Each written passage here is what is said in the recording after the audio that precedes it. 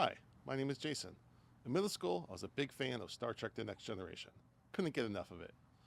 One day, I read in TV Guide that Patrick Stewart was going to be hosting some show called Saturday Night Live that weekend at 11:30 p.m. I knew I had to tune in, but the trick was staying up late enough to watch my beloved captain. That night, I was channel surfing to keep from nodding off when I came upon a show that I'd never seen before called Tales from the Crypt. Even in its edited state, I was captivated by the horror, gore, humor, and glimpses of nudity. Yes, I did watch Jean-Luc Picard do a skit about erotic cakes that night, but the next Saturday and many more to follow, I tuned back in to watch more Tales from the Crypt. Fast forward some 25 years, and I was turning 40. It is normal for that day to be introspective, but also happened to be January 6, 2021. In the midst of a global pandemic and an insurrection, I was stirred to take a personal inventory. I had a good job and a fantastic family, but I wanted a way to express my passions. As many people have done in the last few years, I started a podcast with two friends I made virtually that year doing horror-themed trivia. Tales from the Crypt was a passion for all of us, and we were all fathers, so we decided to review every episode of the show and give questionable parenting advice. The podcast is called Dads from the Crypt. I've become good friends with the producers of the show. With the 2-year anniversary of my podcast approaching, I asked them for a favor. You see, every episode of Tales from the Crypt starts with a pun-filled introduction from the Crypt Keeper, and at the end of the segment, he opens a book revealing a comic book cover depicting a scene from the episode we're about to watch, in the style of the EC Comics the show is based on. Each of these comics were drawn by a well-known comic book artist named Mike Vosburg. Now, the magic of Tales from the Crypt is a witch's brew of many elements that came together perfectly. The star actors and directors, the writers and production crew, John Cussier's voice performance, the amazing puppet, and the puppeteers that brought the Crypt Keeper to life. And Mike Vosburg's drawings were a vital ingredient. The favor I asked was to have Mike draw a cover for the podcast with the visage of myself and my co-host in the same style he did on the show. Not only did Mike take on the task, but he invited me to tour his home studio to pick up the print. I went to his home in the heat of August with my leg healing from a Crypt Keeper tattoo I'd gotten the day before.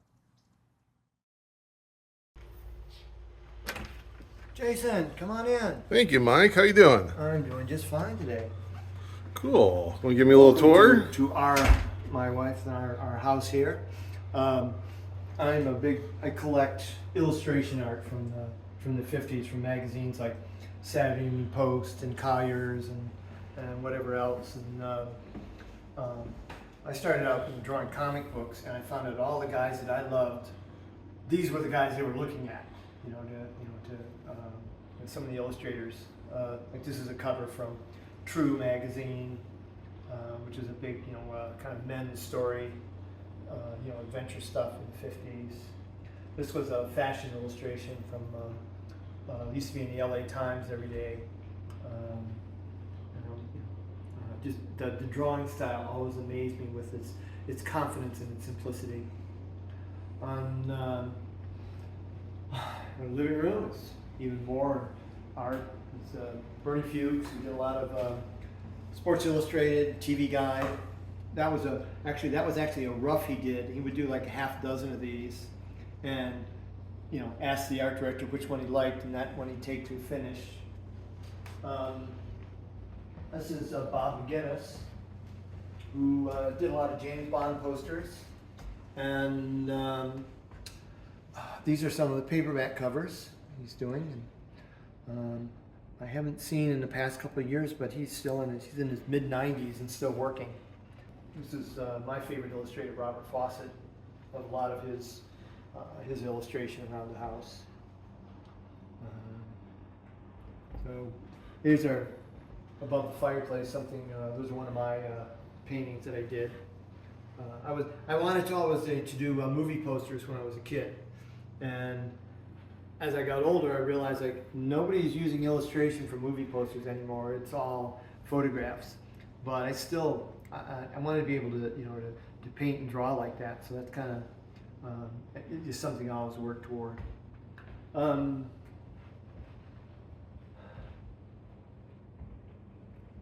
this hallway,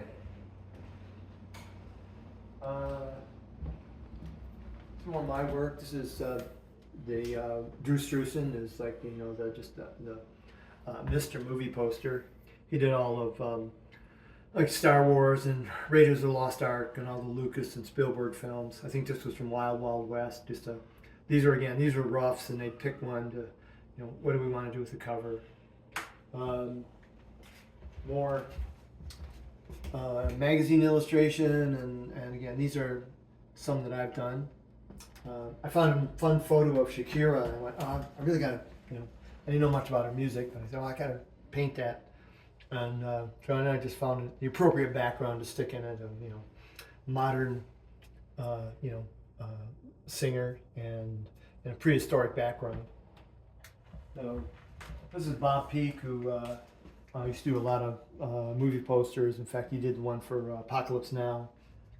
I was working, I had a studio that I shared with another comic book artist, Howard Chaykin, and he was writing screenplays and trying, to break in as a writer at the time. He had a meeting with Joel Silver, and Joel said, "Hey, you're a comic book artist. How'd you like to do some art for us?" And Howard, who was, wanted to be established as a writer, said, "I used to do that stuff, but I've got, another, my partner I work with. I'll ask him about it, see if he's interested." So I was, and I said, okay. So I met with Bill Teitler, and what they wanted was, we wanted me to do a series of what they call inspirational drawings for the opening of the show, where they were going to, show the house, and then, move in and move in and down all the stairway and find the crypt keeper at the bottom and all that. And so I went, okay. So I went home. The first thing I did was I drew a little storyboard, all the, the shots that he had given me in terms of what everything was going to happen, where they were going. So I did these finished little drawings with what the, what the set was going to look like. And I thought, this was a fun job. And about a month or two later, all of a sudden I get a call from Bill again. He says, "Hey, come on, you got to come by and look at the set." And so I went over, and it was fascinating because, I had always worked in comics. So you did the stuff and you got it printed and you saw it. But I had never seen my drawings transformed into like this set, this live set. So I was just fascinated, and I'm like, going over to push the brick wall they built and discovered like, ooh, it's canvas. So I mean, it was a combination, but it was still like, wow, this is a step up. Or somebody came out of like in the Midwest in Pontiac, Michigan. The idea of working in movies for me was like, whoa, this was something. When I talked to Bill, he said, well, we want you to, we want to open each show. We want to use a comic book cover, what the story's about. And we wondered if you would be interested in doing the comic book covers for us. Well, it took me like a nanosecond to think about it and go, sure. So I wound up doing, I think, the first 6 covers for them that year. They would send me a couple photos of the actors and the script to read, and then I would do like the next thing I would do these little like rough frames like this. I would do like for each of the episodes I would do 3 or 4 of these with different ideas on them, so they could get an idea what the cover would look like, and they choose the one they want. That worked out well. And then the second season they called me back again, so we would do some more. And I thought, okay, this year I want to get on the set. So I convinced them that it'd be a lot better if I could actually go onto the set and shoot, my own photos, a reference, and get an idea of, what the show is about. So I'd give you a much better, representation, cover representation to work from. So I wound up doing that. So like for every show, I would show up with my camera, and believe me, I was not a professional photographer, and I've got the pictures to prove it. Photographing like Roger Daltrey or Kevin Dillon, and this was like the great house that they used for that episode. Muriel Hemingway, Andrew McCarthy, and David Hemming. In fact, the one actor I was a little afraid to approach, I guess I'd seen Clockwork Orange too many times, was Malcolm McDowell. So I wound up getting a Polaroid they gave me, to work with that. It was like the one guy I never met was Tom Hanks, but I remember walking around the set, and all of a sudden I saw Tom Hanks with the assistant director pointing in my direction and wondering like, who is he and why is he here? And one of the problems, like I said, I had in the first year was they would say, okay, we want to use this, this is the actress or actor, and they'd give you like at best a couple headshots, and they'd always be there, staring kind of blankly at the camera. And I realized, it was like, yeah, but they're supposed to be screaming or smiling or whatever. So I got this one, they wanted a picture of Demi Moore, and they wanted her smiling on top of this pile of money or whatever it was. So, I'm looking all over. This was before the days of Google. In fact, I even got the episode and I went through it shot by shot to find a picture where she smiles. I couldn't find one. So I kind of just faked it at the end, and it worked out well. They were real happy. I was happy. And the day after I turned the cover in, my wife walks in. She hands me one of her women's magazines. And there's an ad with Demi Moore in it with a big grin on her face. And I'm just like, ah! My favorites were, I did one with Don Rickles, the ventriloquist dummy. And it was also a treat to meet Don Rickles, because I think Richard Donner and Joel Silver were squabbling about something. So whichever cover I turned in that one of them liked, the other one didn't like. Did the one cover and it was like, no, we don't want it. So I wound up doing a second cover for them, and they went, okay. I guess by that time, I don't know if the feud was over or whatever. But that was one of the other nice things that happened. Was I walked, it was on the set one day, and Richard Donner was there shooting, and we introduced ourselves, and he was very pleasant, very friendly, and asked me about stuff. And a couple days later, I was back with my assistant because I was shooting more photos, and I kind of jokingly said to him, I said, oh yeah, that's Richard Donner over there. I said, he and I were good friends. And just at that time, Donner happened to look up and see me and go, Mike, come on, you got to come over. You got to see what's in the camera here. We got to see how we're setting up the shot. So I'm like, okay, it was kind of cool. I walk back, and my assistant is just like, with his jaw dropped, like, whoa, you really are. Every time I turned him in, the two comments I would get was bigger boobs and more violence. No, that was the beautiful thing about working in this was like, I worked in comics and I was good at the job, but I was never a real popular comic book artist. I just wasn't into the whole Marvel approach of superheroes and that. So my stuff, I was much more interested in film. But when I was working for them, they always assumed I was the greatest cartoonist in America, and that was really nice. So no, they never had comments about art or even likenesses or things like that. One of the funny things that would happen is I would do the a finished cover, and I'd bring this in, and I would give them like Xeroxes. Well, they would get these Xeroxes. They would like burn the edges, put them on the floor, and walk on them, so they look like old. And then they'd shoot them under a 20-watt bulb. And I'm thinking, well, why were they so fussy about that? I got this thing right, and they always, in the context of what they were doing, they worked great because they were a prop. It wasn't about artwork. It was. I worked for Joel Silver, and they were doing I don't know if it was a producer of the year. He was being named producer of the year. So in Variety, they wanted to take out a full-page ad with Joel and the Crypt Keeper, do a Tales from the Crypt cover, but they were doing it as a surprise.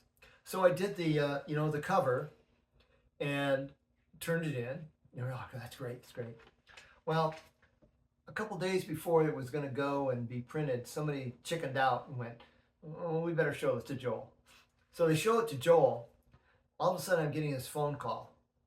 Joel, Mike, this is Joel. You did this picture of me, and I think you must have worked from an old photo because I'm not that heavy.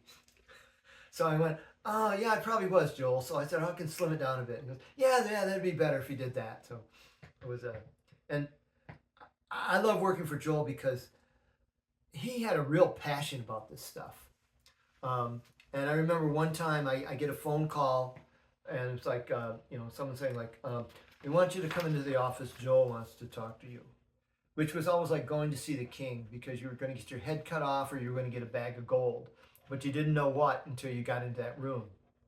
So, I'm in there. I walk into his office, and he's got about 10 people around his desk, and he's going, Mike, you got to come over here and see this. So I walk over to his desk, and he's got, a monitor up. And this was the early days of the internet. And he goes, hey, look, you got to see this. We've got a Tales from the Crypt website.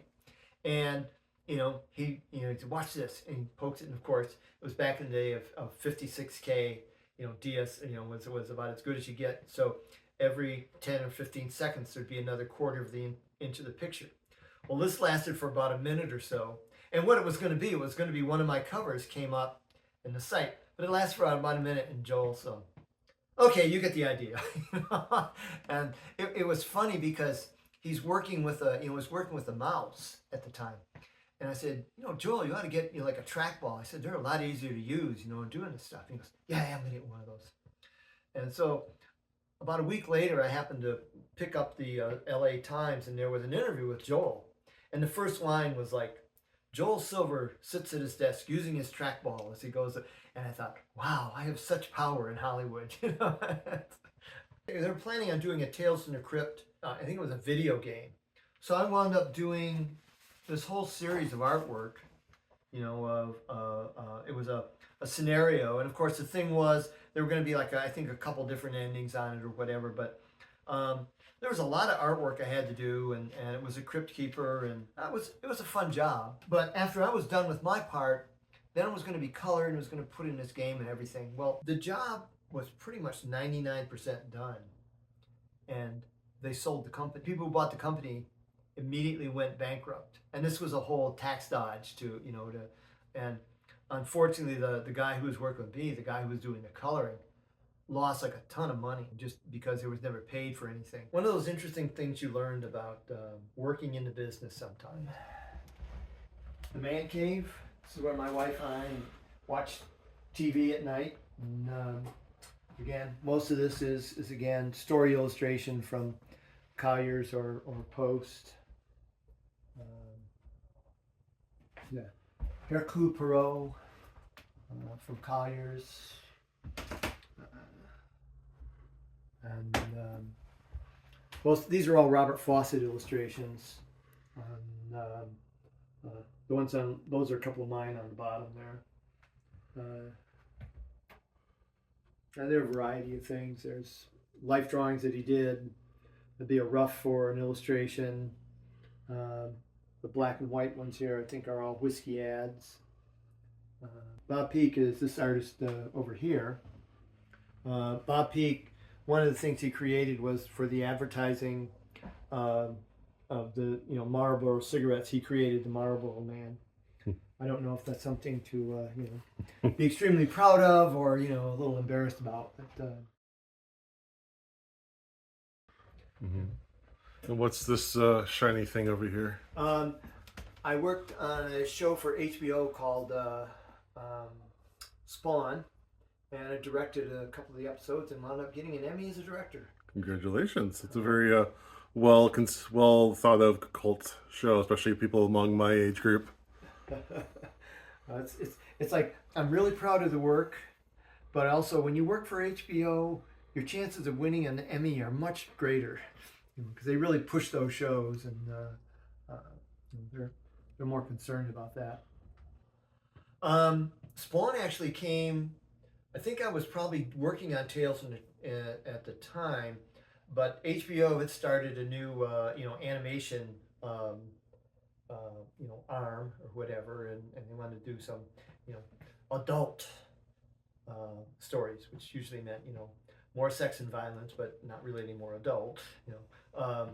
And I had another friend because I was working in animation at the time and I couldn't find anything, and she said, "Well, you should go talk to my friend." This is another my friend Zara Delotta-Body, who was he's a producer in animation. She said, "You should talk to my friend Catherine Linder." So I went and interviewed with Catherine, and she immediately said, "Great, yeah, we'd love to have you on the show." And of course, prima donna that I was, this was down in Century City, which is a real commute. And I said, "Well, I'll get the work done every day, but you might not see me here all day every day." And she was kind of like, "I don't know how that's going to work. But okay, as long as you get the work done, I can accept that." So, oftentimes I'd leave here at 6:30 in the morning and get to Century City by, a few minutes after 7, because there was absolutely no traffic. And I'd get to the office and, have breakfast, and I'd work till about 10 o'clock, and I'd basically get most of the work done for the day, and then socialize with other artists or whatever, and have lunch, come back and work for a few minutes, and then leave at 1 or 2 o'clock so I can avoid traffic. It's funny because that was, people rarely did that then, and now I'm thinking that's the way everybody works nowadays. It's like you don't have to go to the office. You got your your monitor at home, and you're doing the work. But Catherine turned out to be the best boss I ever worked for in terms of working with people. She was just a delight, and we're still good friends. When I was working on Spawn, I was still working on Tales in the Crypt, and it's probably the final season. So they had, usually they were doing all this stuff in a production office someplace, but at this point they were just doing kind of post-production work. So they moved Gil Adler and his kind of crew that he had. They moved him over to where I was working in what we called the Twin Towers in Century City. When I worked there, the office that I had, and only came to part-time, the first office I had was one of the corner offices on the penthouse floor. And I'm thinking at the time, like, you're never going to have this again, so you better enjoy it while you can. And the idea was, of course, that you were going to have, like, eventually several storyboard artists all working in there. And I eventually shared that space with my friend Tom Nelson and Jennifer Yu, who we all, won an Emmy for that show. And of course, Jen decided she had to go on and be nominated for an Oscar too when she directed Kung Fu Panda. So, and Tom does all the storyboarding now for a lot of the superhero films. So anyway, but I had this incredible office, and I get a call from Gil one day, and he said, "I'm on the floor above you. Why don't you come on up? I want to talk to you about a couple things on what we're doing or whatever." And so I get up there, and what they've given him for an office is basically, it's like the attic of the Twin Towers, and there's all these exposed pipes and and things like that.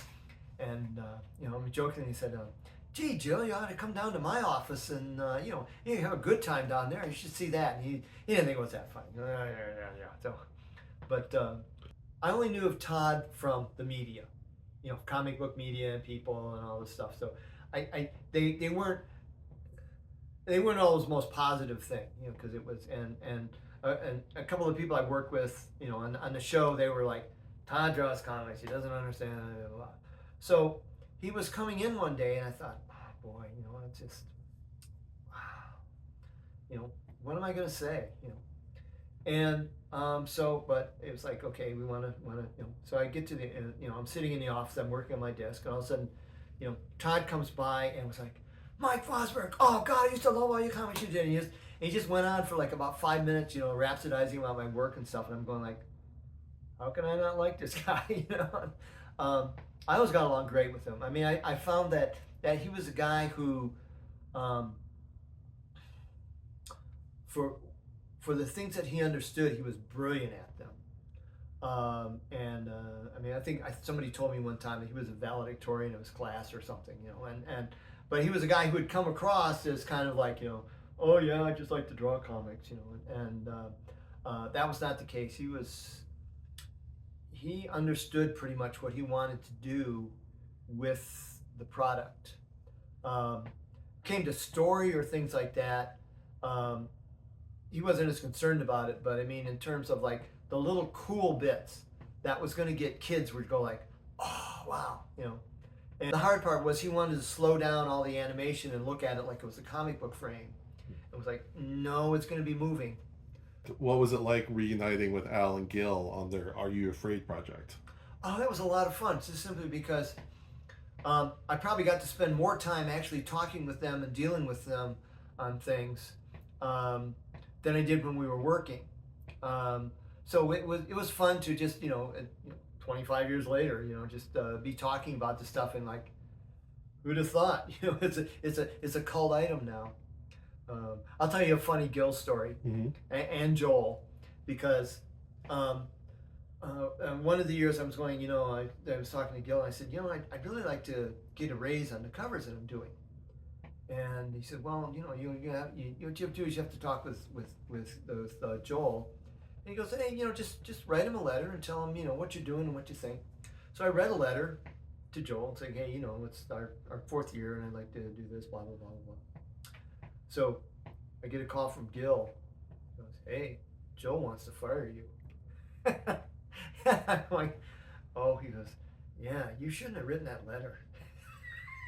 I'm going like, "Wait a minute, who suggested that?"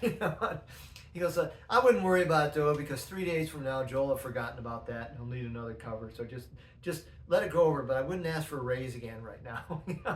So let's go in the studio here, and I share this. My wife and I. She's She worked jewelry for years and years, but now she's kind of moved into doing painting. So she's got all my old art supplies and it's doing this incredible stuff. And on my half of the studio here, I have, those are all the EC comic books at the time. Mad Magazine, Weird Fantasy, Tales from the Crypt, Vault of Horror. A little Calvin Hobbes mixed in there. Calvin and Hobbes too. It because Watterson was certainly influenced by the EC artists when you look at the stuff he did. It was always my dream too. When I was a kid, I wanted to work for Mad Magazine, and the idea that when I was working on Tales, I actually became kind of an honorary EC artist, because these guys were the real giants of the industry at the time. Wally Wood and Jack Davis and Al Williamson and all, Joe Orlando, who was like one of my first comic book editors. And in fact, one of the great things that happened when I worked on Tales was the publisher, William Gaines, came by to visit the Tales offices. And for some reason I wasn't there that day, but I had done a cover that was going to be presented to him. And it was, the Crypt Keeper and Bill Gaines. And I was like, I didn't think much of it. I'm sorry I didn't get to meet him. But then about 4 or 5 years ago, I got a message on Facebook of someone named Gaines, for a friend request. And I wrote back, I discovered she's Bill Gaines' widow. And she said, for years we've had that portrait you do to Bill hanging over our fireplace. And for me, it was just like, wow, that's about the ultimate compliment in terms of, winning awards. Bill Gaines has my art on his wall. It's like, this is my comic book library. The books that I loved. I love, Will Eisner, and then the walls are just different paintings and illustrations I've done, and a couple of my favorite cartoonists. This was Leonard Starr and Joe Kubert were both my idols when I was a teenager. Leonard Starr had a strip that was in the Detroit newspaper, and Kubert's stuff had touched me even from when I was a little kid, and there's also Alex Toth, who was another big influence, and different illustration. This is actually on the board on the table. There is probably the only black and white original of the Tales from the Crypt covers that I did. So this one had Travis Tritt in it. It's from Doctor of Horror, I believe. Yeah. And it's like the rest of the stuff is libraries, and there are sketchbooks up there. And if you come over here, all these black volumes, people always tell you like, oh, you're so lucky to have that talent. And I'm going, it's like what I did when I was a kid. Those books are just completely filled with life drawings year after year after year, and little practice studies of little still lifes. It was it's constantly I never had any art training. My degree was in education and English literature. So when I started working in comics, the first thing that occurred to me was like, you better learn how to draw. And so I've spent the last 50 years trying to catch up. When I do drawing classes, these are one of my little homemade comics from when I was a kid. And I'll show these to kids and say, hey, if there's hope for this kid, there's hope for anybody. It's So that's one of your very first comics? Yeah, I didn't do this when I was 7 years old. I think I probably did this when I was 12 or 13. It's uh, and I look at it now and I'm going, well, the drawing's pretty bad, but you already understood continuity, and that's for storytelling, that's as important.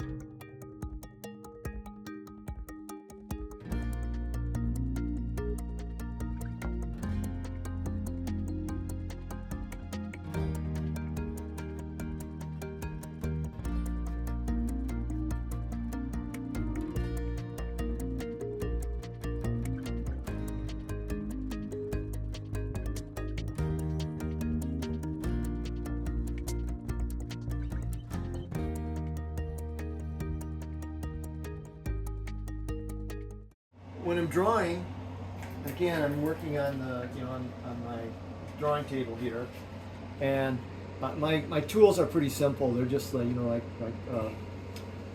rollerball or ballpoint pens and Sharpies, and I can use pen and ink and brush, but I find that even those things are easier now with the Japanese have these great brush pens you can use. And I find those are the easiest way to do the work anymore. So whenever I'm doing a comic, I'll do the black and white work and scan it in and do all the coloring and lettering and things like that on the computer and Photoshop or whatever.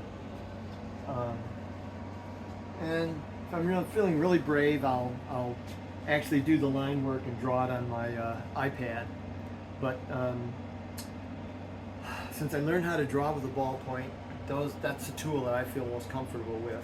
There's I was showing you that earlier. There's a Apocalypse Now poster that was drawn by Bob Peak, who's one of the artists I was showing you in the back, and it's signed by Martin Sheen. And when he did a Tales from the Crypt episode, I brought that in and had him sign it. I didn't read EC Comics as a kid. When I got older, because those came out in the early 50s, and I was like 5 or 6 years old. I wasn't, in fact, it was great when I was working. People used to ask me, "So did you work for EC Comics at the time?" I'm going, "Yeah, I was a child genius, But when I started getting serious about like drawing comics and into comic fandom, I used to do I did one of the very first what they call comic book fanzines. These were done back in the early 60s, and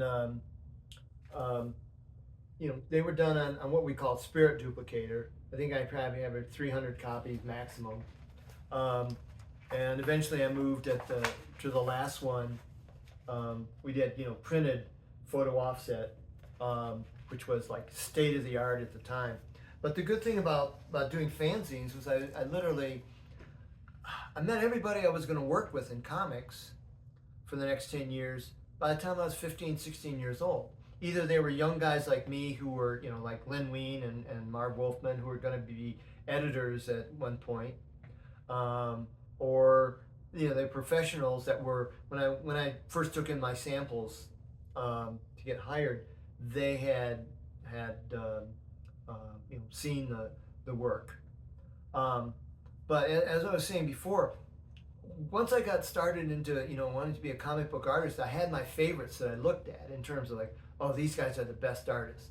One was Joe Kubert, and that, but that's where I was interested in EC Comics, because you had Wally Wood and Jack Davis working for Mad, and when I was 13, 14, those were the guys I really wanted to be. That's who I wanted to draw like. And as I got older, then I discovered Al Williamson, who did the science fiction comic books for them. Great draftsman, and I loved the way that they told it in it was like reading a movie, and that attracted me to the work. So yeah, they were a big influence on. But like I said, but I only saw them by hitting the old comic book shops and finding like old issues of stuff, you know, and that was a rare treat when you found like one of the EC comics. G.I. Joe was interesting for me because I came out of the Vietnam era, so anything to do with what was a war comic, I was I don't know if I want to work on that. You know, as I explained, G.I. Joe is more of a secret agent and things like that. It has less to do with war and more to do with selling great toys. So I was like, oh, okay. So I wound up working on the comic book for a couple of years. I can't say it was an ideal fit. I mean, I think the work I did on it, I was very happy with. But what I discovered was that it sold extremely well. In fact, I remember I bought my first new car from royalties off G.I. Joe from the comic book. Comic book fans could have cared less about the book. You know, if you read the X-Men and Fantastic Four, you weren't reading G.I. Joe. But every 10 and 12-year-old kids, they were reading these comics. So, you know, they were selling up there with the best numbers of all the big superhero books. So I was like the coolest uncle for a long time because I had every G.I. Joe toy and every G.I. Joe figure. They'd send them to me, you know, when I was working on that strip. It made them very happy. It was fun to work with. The guy who wrote and was the editor of the stuff was Larry Hama, and he was a treat to work with. Very kind of taciturn, but understood storytelling really well. In fact, that's the one thing I learned in comics was that the best writers I worked with were guys who, if not were not artists, had tried, you know, had done their own comics as a kid because they understood the idea of telling a story with a picture. Illustrations, you have to sell one idea with one drawing. So everything in that drawing should pertain to what your story is that you're trying to get across.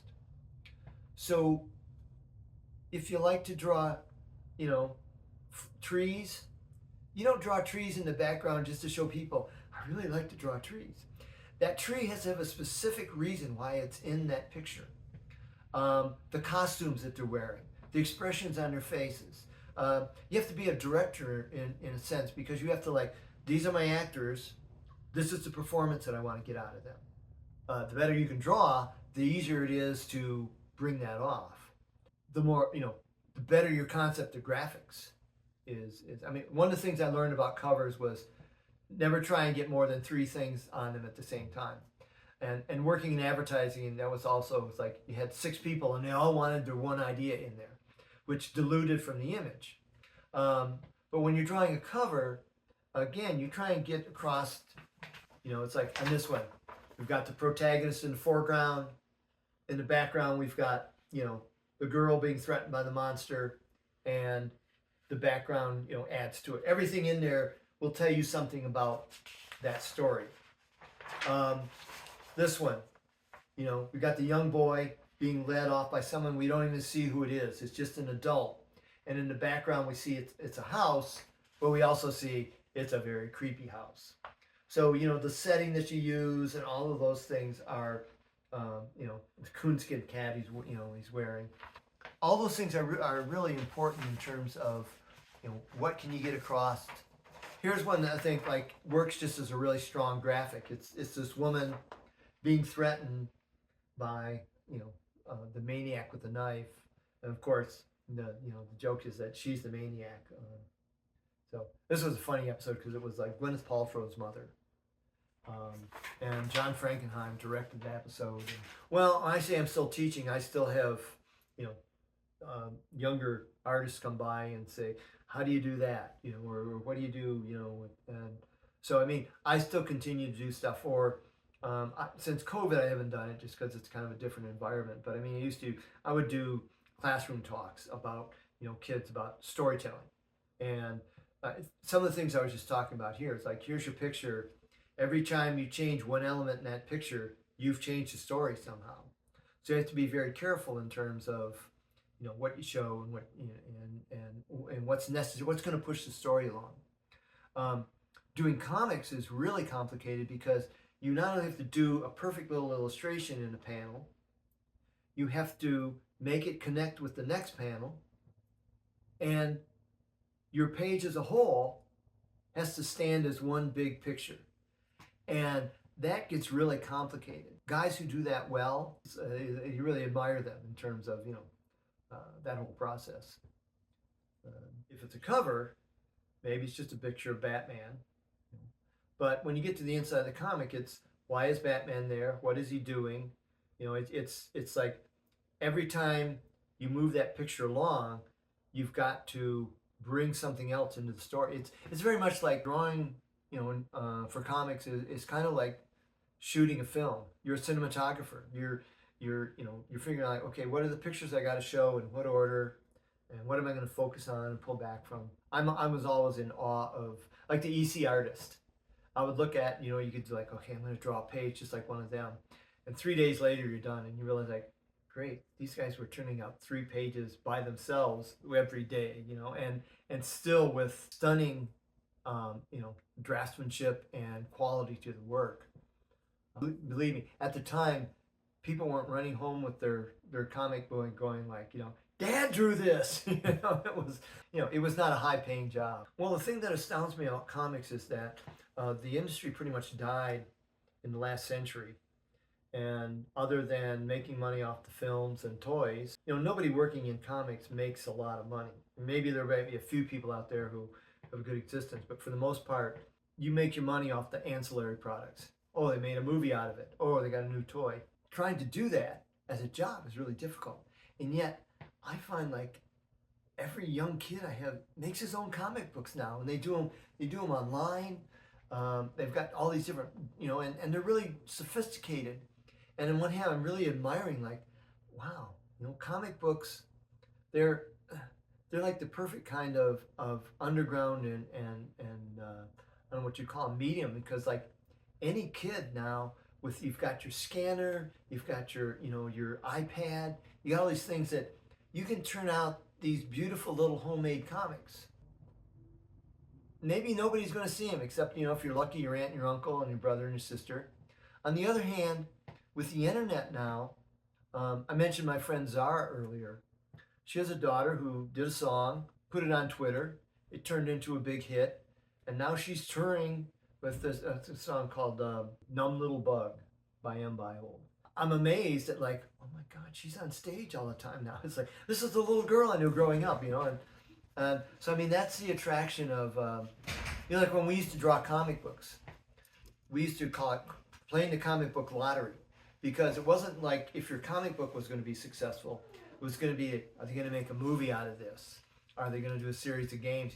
It's like, okay, that was the way you were suddenly going to, make your fortune. But I'm glad I had already retired by the time I did my own comics for my comics that I do now.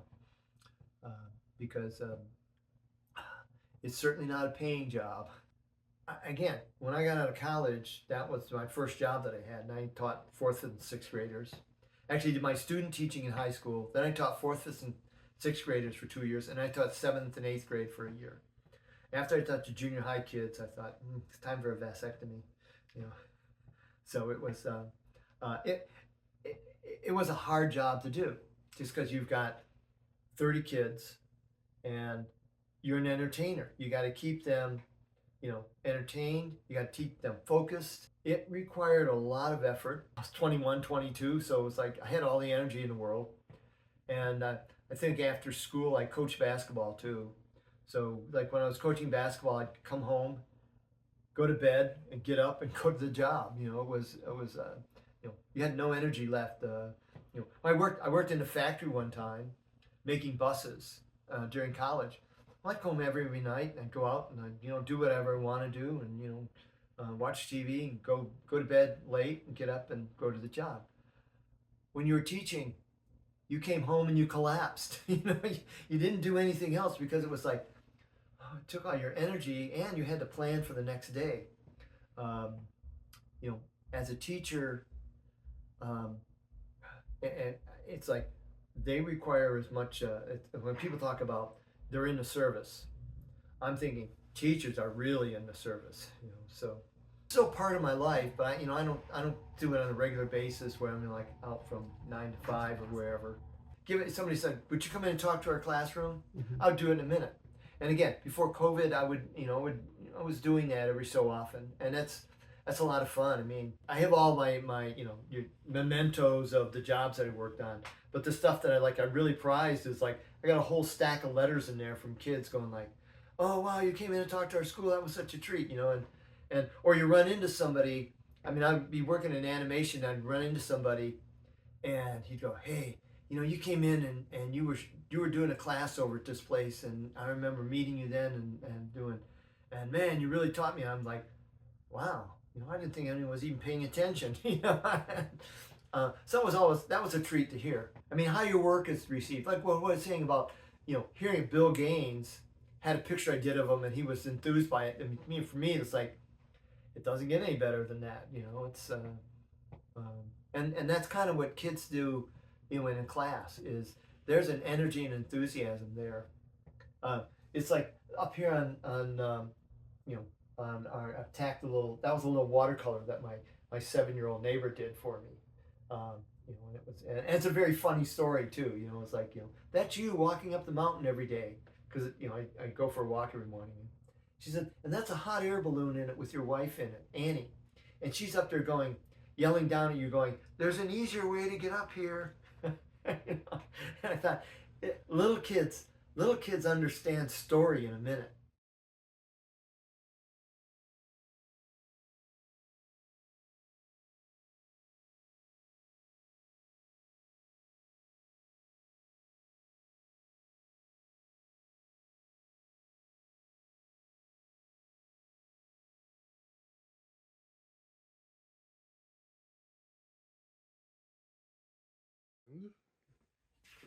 What did I think of this?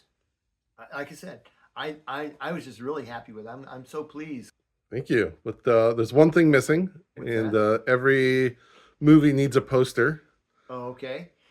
And I was wondering if you would make one. And I have a request. I've seen a lot of your artwork, and there's one person I haven't seen you put in your work, at least in a obvious way, and that is yourself. Oh, all right. So this is your story. So you can do whatever you want now that you can be inspired by the draft that you just saw. But I'd like you to be part of it. All right. You mentioned I never draw myself. That you were showing the Spawn cartoons in there, and there was like the Mad Priest. Well, I was the model for the Mad Priest. Mm-hmm. So I did that, and um, I've got my Voodoo Mansion story that project's coming out later in the month or later in the year, and he's always been the kind of protagonist of those stories. So a little bit taller and younger, but that's what I work with. Usually when I do a drawing, I usually do a quick little thumbnail drawing, like to I got an idea of okay, what are you going to draw, and that thumbnail drawing might take me an hour and a half, or it might take me 10 seconds, depending on like okay, what am I going to do with it. Um, Before you get the thumbnail, it's like doing the thumbnail drawing is it's a storytelling process. What do I want to do with this, and um, what do I want to show in this picture? And as you draw, that story will change because you're going, well, I think, oh, I kind of like what's going on here. So it's like nothing is written in stone, nothing is drawn in stone for I guess for that matter. You're trying to be fluid. So you come up with like, okay, this is the idea, and as you draw it, things will change. That's always kind of the process. It's like you get your best drawings when you don't know right from the start exactly what you're going to do. And what if just by chance you decide you want to change something? So like in this drawing, you're using a Sharpie. Yeah. Then You just go with it, oh no, or you start over. the handiest tool in the world. White out. I want to thank Mike Nesmith's mom for this.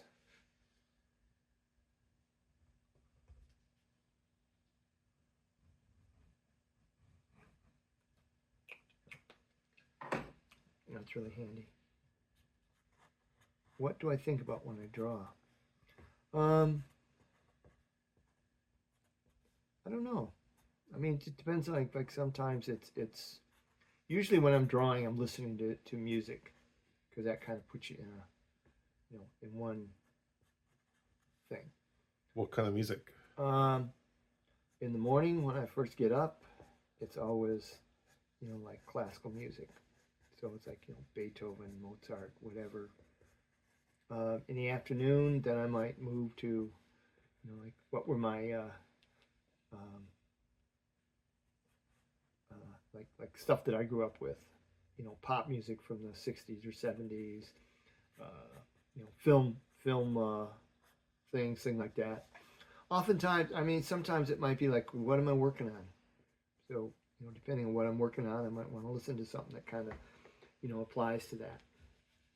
So, you know, that's part of the process. Drawing is pretty zen in terms of you get your best drawings when you become what you're drawing.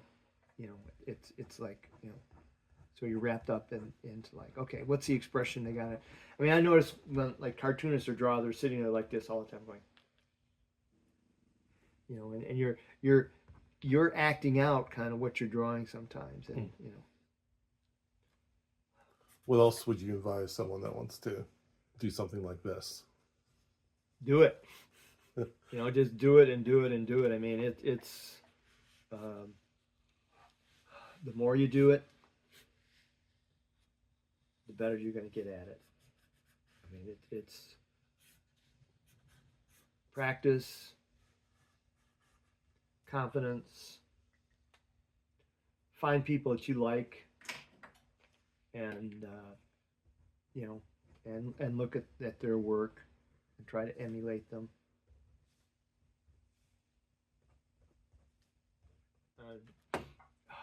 I never met anybody who suddenly woke up one morning and knew how to do this stuff. I mean, there were people that were, you know, they had a little bit more ability than other people, or it came easy or whatever. But for the most part, that wasn't going to get you very far unless you did the other homework. I used to say talent, trying and failing, always at work, loving what you do, educate yourself, nerve, because everybody's going to tell you it's crap, and then trying and failing again. Now, for me, that was my talent, you know, recipe for talent.